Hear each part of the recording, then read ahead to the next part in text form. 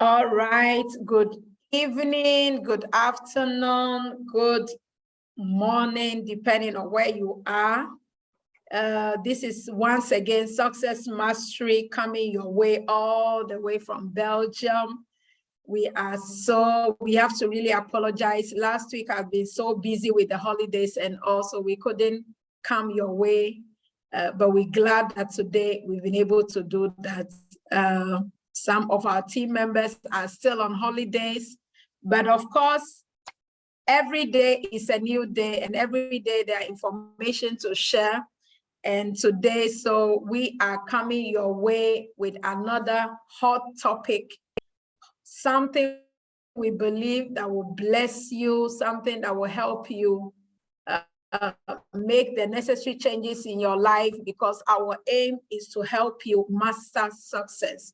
So that is today, it's just me and Lady D, but nevertheless, you're still gonna get value. So plug in if you are watching with us now, or you're going to watch the replay, share it with your friends, share it with your family, share it with your children, because this is information that will benefit everyone and will help us to elevate in life. So Lady D, good evening, welcome. Thank you so much for joining. Thank you for making time.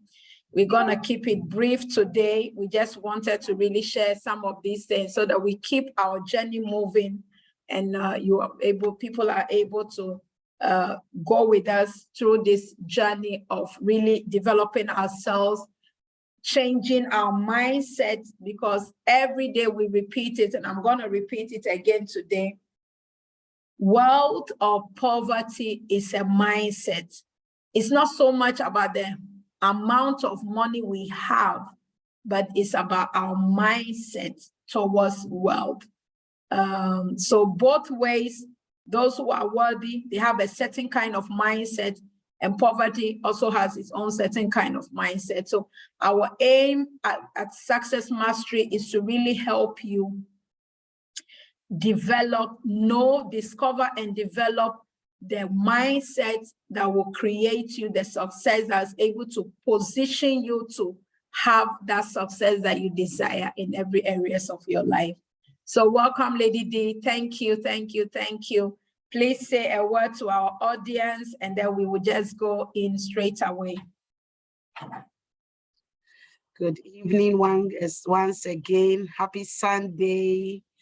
Like Frida said, it's just a privilege and honor to come your way this evening. We are in Belgium, so this evening, so wherever you are tuning in from, we greet you from there too. Well, there's a mindset, like she said, there's a mindset me and you, we have. And the mindset is the mindset that we were brought up with, grown up with. And so we are coming your way to, not to really advise you, but to see how best we can help you to develop from now on. And there's a mindset that the poor have, and a mindset that the rich have. The poor think only about, I have it now, I spend it, I spend it now, and even over exceed my expenses, because our mindset is not too much in investing in tomorrow. Our mindset is having it now, spending it now, and the rest will come. And sometimes we even turn our bank account into red. The poverty mindset, you receive 1,002, you overseed it to 1,003. That means you are already in minus 300. The more you have the money, the more you overspend. Somebody will say, and one of the mindsets we used to have is blaming it on our bosses, blaming it on the society, blaming it on the house bosses. Electricity too high. My house rent, they increase it every month. My boss never increased my salary. now these days the food, the groceries, they are too expensive. Yes, it's too expensive. But did you think about it in a way that if the way the rich people think? How do the rich people think? Poor people put their every money in one place, while rich people, they spread it around. They seize every opportunity. They have multiple streams of income. Even you can give a rich person €1,000 a month and give a poor person 1,000 too. The rich knows how to spread their seed.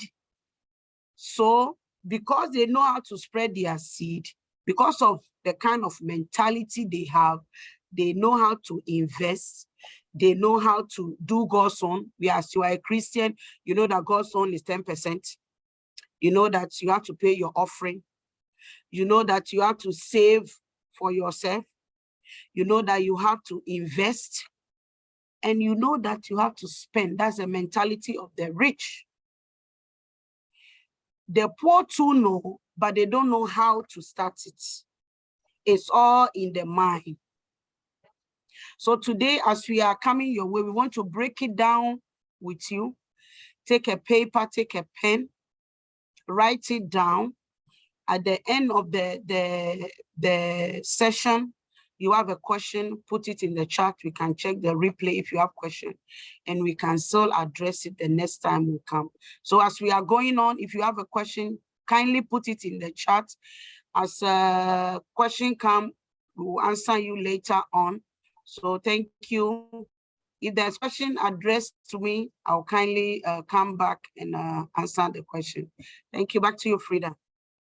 All right. Thank you so much. Yes, there was a lot of things that really you shared and you spoke about, and we want to take time to break it down.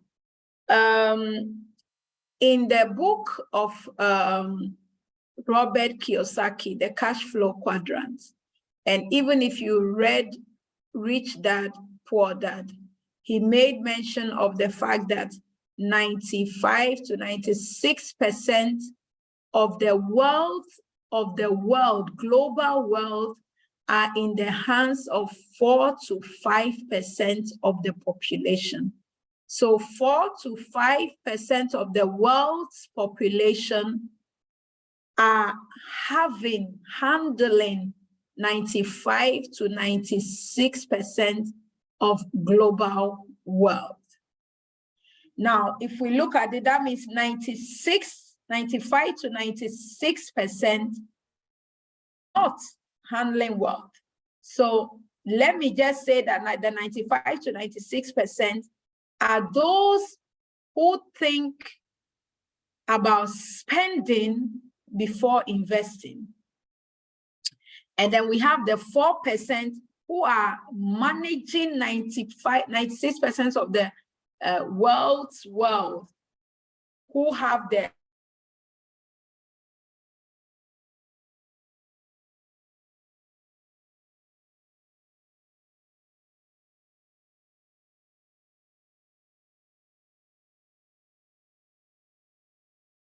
amount of money that we have.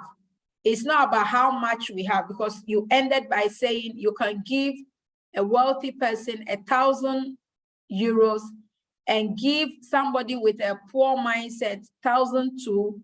The one with the €1,000, because of his wealthy or her wealthy mindset, can still end up increasing that money, whereas the person with the poor mindset that had more, that had the 1,000 too, will actually end up blowing it and even going into overdraft because the person will be spending more than they are earning. And this is so key, because normally when we have a positive mindset, we always think of, oh, if only I can earn more, if only I can earn more. Because the more we earn it, the more we spending. The more we earn it, the more we spending. And of course, if you earn more and you spend more, you don't have anything left. But the one with the wealthy mindset will rather say, okay, I'm now going to take part of my money and I'm going it to work for me. So that money, I'm going to invest it, let it work for me over time, a long term, whilst I now take some of it and pay my expenses. But definitely, I'm also going to put some that will work for me so that on the long term, I have income coming in that are paying for my expenses. Wow, that is amazing. And really, this is the difference between those two mindsets.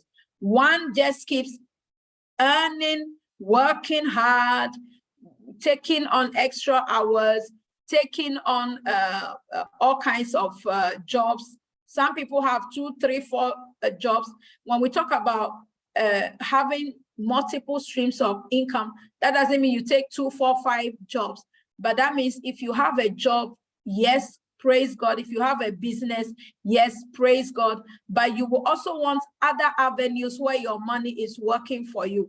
So where even when you don't stand up to go to a physical job or to wake up to do any physical job, by, for instance, sitting in front of your computer, there will still be money coming in. And that is where the difference between these two categories of mindset is really found. It's not about how much I earn, but at the end of the day, have you done a breakdown of how much you are spending? Because when your expenses exceed your income, eventually you are in trouble. Yeah. So many times when I talk to people, Lady D, and I want to really bring this in, many times when I talk to people and they say, I don't have money, and I ask them, do you have a budget? Have you budgeted your spending? Have you budgeted your income? They are like, what has that got to do with it? Yeah, everything has got to do with it. Because if you don't keep a record of your spending, you would not know how to assign your income, you know? So your bank account will actually be dry, will run out before you realize there is no money to do the things. But if you plan it systematically, you say, okay, this is my income, 50% is going for this, 10% is going for, like you said, you pay your tithes, you have offering and charity in place, you put money aside for your savings, you put money aside for your investment, and then the remaining one, you now start breaking it down to pay your bills. But if you don't understand, you will think, okay, let me just pay my bills. But you will find out as you finish paying your bills, there is nothing left to save, nothing left to invest. So how are you now going to be able to multiply that money? So really, that was a part you said that I think is very, very key, because I think most of us have made that mistake before. So if a person listening in with us today is also still making that mistake, please, that is not the wealthy mindset. That will not get you to that place of wealth. You need to turn it around, do it differently, because you've been doing it all these years. If it does not work, why will you keep doing it? Pause and turn the table around. First of all, so Lady D, I want us to really just kind of to help. We've not talked about the mindset, because the key is to have cash flow. Cash flow. If you spend everything, there is no cash flow. Even as business people, it is important that we have cash flow. If we overspend more than comes in, we would literally be suffocating our businesses. We are literally taking the energy out of our businesses. It's just a matter of time before the business collapses. So constantly putting yourself in a position where you are creating cash flow is so important. And Lady D, we're going to talk about this breakdown, but you also mentioned that the rich, they work on building multiple streams of income. Multiple streams of income. Last time, I think when we were doing the live call, I mentioned it. We all talk about multiple streams of income. But for many of us, our multiple streams of income, when we used to think about it, was like, okay, I will have job A, and then I will do job B, and I will do job 3. Listen, that's not multiple streams of income, because all these jobs, you need to wake up to do them. The same thing with businesses. If your business, you have to wake up to go to your business to make the money, even if you have 10 of them, is still not multiple streams of income. It is one jar, like Lady D said, it's one bucket, but the key is to have them in different buckets. So even if one is not working, there will definitely be another working. So constantly there is a flow, an inflow of cash to you, an inflow of cash to you. And everybody can do this. Lady, I want us to talk about this. Everybody can do this. It's just a matter of changing your mindset. Yeah, change your mindset towards how you'll be running your money, running your income, running your earnings, and flip it over. So can we talk about that? Can everybody do this? Or is it just for a selected few? Because the fact that we talk about 4% as compared to 95, 96%, doesn't mean that they are special people. It's just that these are people who have understood how money, the laws of money work, and they have embraced it and it's working for them. So why is it that a great majority of people, 96%, have not discovered this law of success or this law of wealth creation? How come 96 is a huge thing? How come there is still so many people that are still operating at the place where spending is the order of the day? Of course, we live in an environment, an economy where every day advertisements everywhere, buy. So how do you think it's like that? That only 4% of the world's population are aware of how money works, and so therefore are controlling 96% of the wealth of our global world. Well, as you said, it's because you don't know. If you don't know something, you don't know how to change it. And if you don't know that what I'm doing now is not going to take me 10 years, you cannot change it. So the best way for you to know is, this is how I am now. In two years ago, this is how I was doing it. The money come, I spend it. But now I have information that the wealth, I can make it. I can shift from the 96 to the 4. It all takes a step and a knowing. If you know it, now you have taken a step, you are listening to the replay, or you are on live, you listen to it, you take a pen, you take a paper. This is what I was doing. I was always running myself in debt, but this is how they showed me. Let me put it to test. Try it. Take a pen, take a paper. You know, sometimes when you go to grocery shop and you see people with a list of the things they want to buy, you'll be laughing at them. But those are the people that have that wealth mindset. They know what they don't have at home. They go and buy exactly what they need. They don't overseed. They don't just say, oh, I need toothpaste. I have to even buy like 4 or 5 to replace it. No, I need only one. Let me buy the one and move on. Don't overseed what is on your list. Stick with it. Why? Because you have made a budget for your groceries. And then you have rent to pay. You pay your rents.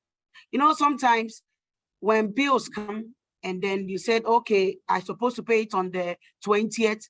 I did not pay it on the 20th, and they bring addition to it. And then immediately you will start panicking, you go and borrow from your savings, you go and pay the bill. The only thing you can do, I'm speaking from experience, you call them. Okay, I'm supposed to pay it on the 20th. I could not pay. Please, I will pay it on this amount of dates. You need to communicate with the people. Why?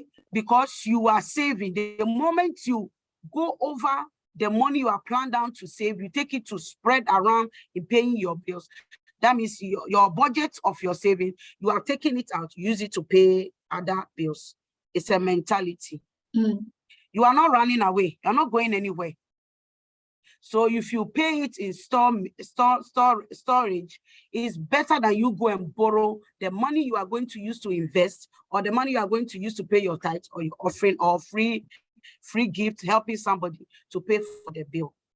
The mindset, it takes baby steps. Starts, for example, I don't know anything. I want to start this month with my grocery because I never go to shop with my grocery. I don't have list on my start with it.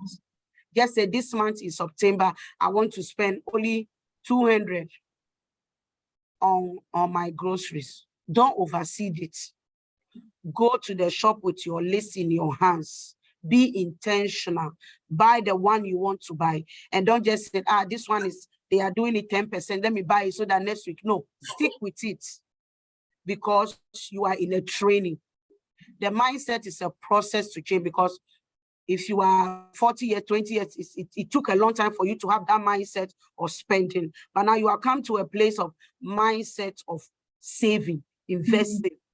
So you need to, you have to be a shift. And it doesn't come like only 1 month. It takes a process. It takes a time. It takes patience. It takes consistency. It takes sticking with it. Why? Because you know what you want to do at the end of the month. Take that baby step and you'll see a change. You yourself, you testify. From there, you move to another thing. Don't start everything at once, because if you start everything at once, you'll be overwhelmed. And you just do today, tomorrow you don't do it, but stick with one thing. And then when you win that one thing, you shift to another one.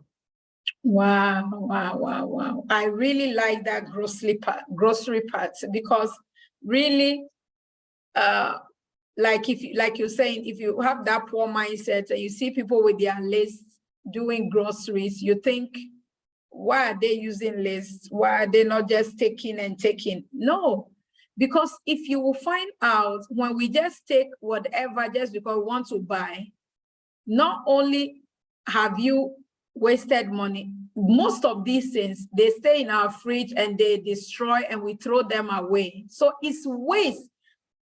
We say when we're buying them, we are like, we buying them to eat them, but they end up wasting and we throw them away in the garbage, and the money is gone, and the food didn't serve its purpose, but we've wasted money, our hard-earned money.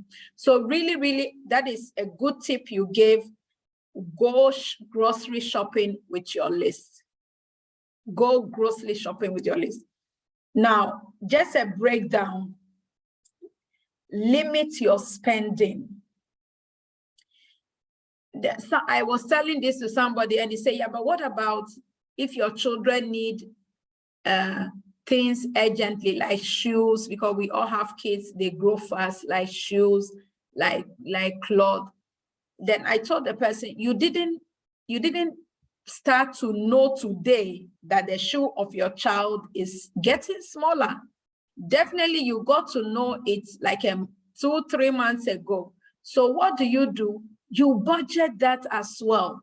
Budget it, because if we don't, whatever we don't budget, we end up, just like Lady D said, taking it out of the money that is supposed to either be saved or be invested.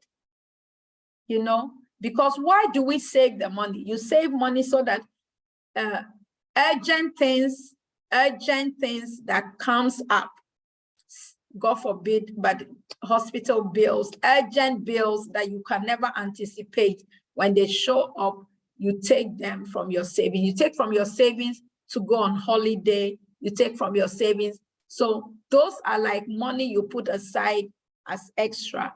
But then you also put money in your investment. We're going to give you the breakdown of how much of your income you put where. It's not rocket science. Try it.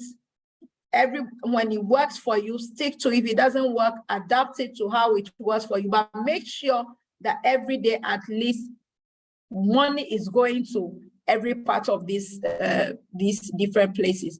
So like we're saying, if you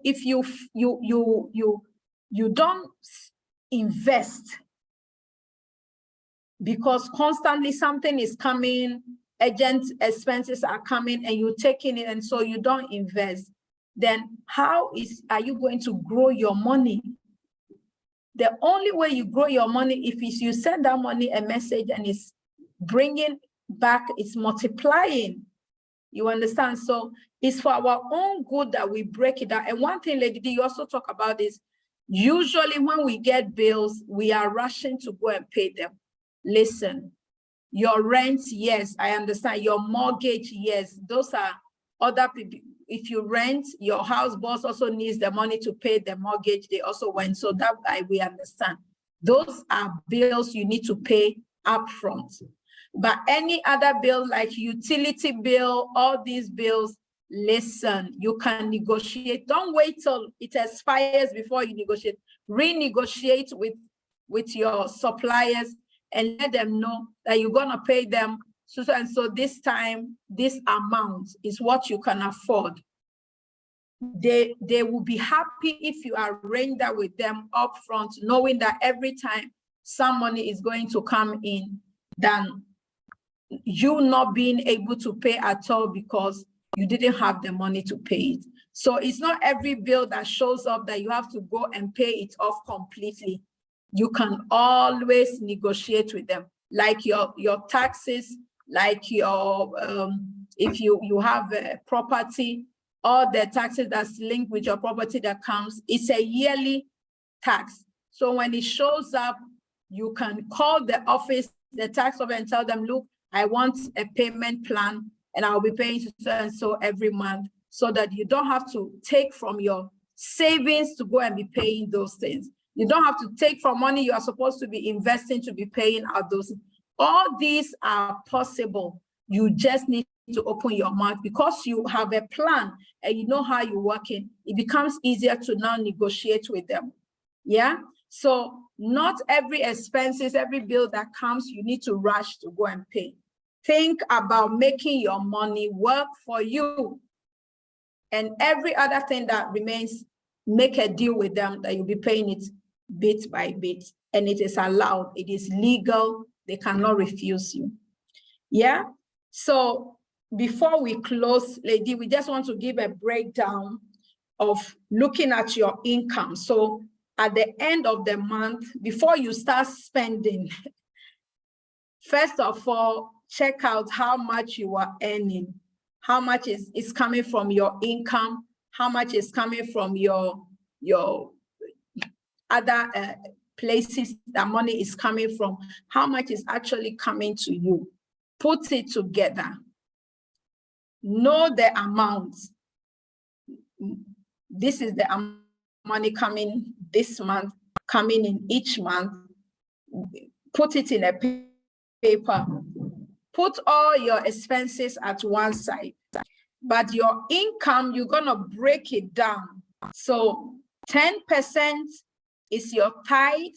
For those who don't understand what a tithe is actually a tenth of your income that you give to God, you give to God's church, God's house, every institution that stands to build. Listen, because you were able to earn the money, not with your own power, because God gave you the strength, God gave you the wisdom, God gave you the favor, God gave you the support, God gave you the idea. You acknowledge him. And so you give your tenth and you give it to God's work, to support God's work. That is a place where your blessing comes from. Now, another 10% goes to charity. Charity is a good thing. You may say, oh, which charity? Some people give to organizations that deal with orphans, widows, organizations that promote certain things that are good for our society. You can, charity, your parents can also be classified as charity. It's good to buy gifts for your parents and let them know that you appreciate all their years of sacrifice. There is a blessing also attached to that. Reaching out to those in need, charity, 10%. Budget every month, 10% for those things also. Be deliberate and intentional about that. Put it aside for those purposes. Another 10% of your income goes for your savings. Have a saving account where every month 10% of your income goes to the savings. I explained to you how your savings work. It is where you take things like holiday, everything, expenses that come unexpected, your savings, because you can easily access it. So your savings, make sure every month 10% is going there. 20% of your income must go for investment.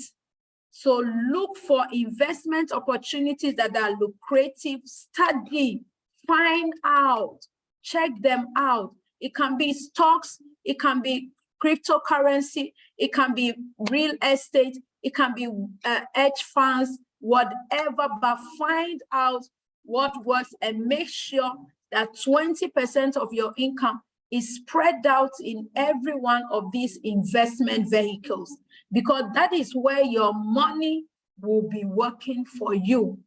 There are some investments in the stock market that you get your profit every three months. If there is a hedge fund we invest in, you get every week, you get your profit. Listen, there are so many of them. If you don't know which one, always contact us. We can recommend some to you and you can do your research. But the key is find out all the investment that there is and which one best suits you so that you have your money working for you. So we have 10% tithe, 10% going for charity and offering, 10% going for your savings, 20% for your investment. So that's 50% of your income doing those things. The other 50 is the one you are going to now use to pay your rent, your expenses, your utilities, every other thing. So you split it up. First, your rent, like I told you, those are important. You don't want to be on the street. And then every other thing you have. If you check and your 50% is not enough to settle all your expenses, two things you have to do. Either you limit your expenses, so those things that you don't need, you check them and you kick them out. There are some bills we acquire, we put that we actually don't need. It's just, and most of the time we even put automatic payment and they take it from our account. So watch it, manage it, limit your spending. If you find out your 50% cannot cover your expenses, where the expenses is a needed a necessity, like your utilities, and not call the companies, negotiate with them and ask for a payment plan. So gradually you'll be paying them off. You don't need to be ashamed of that. Listen, because you want to make sure that at the end of the day, you are not using all your money to pay bills, but you have money that is working for you. We are so glad to share this information with you. Please, like Lady D said, listen and listen to the replay again.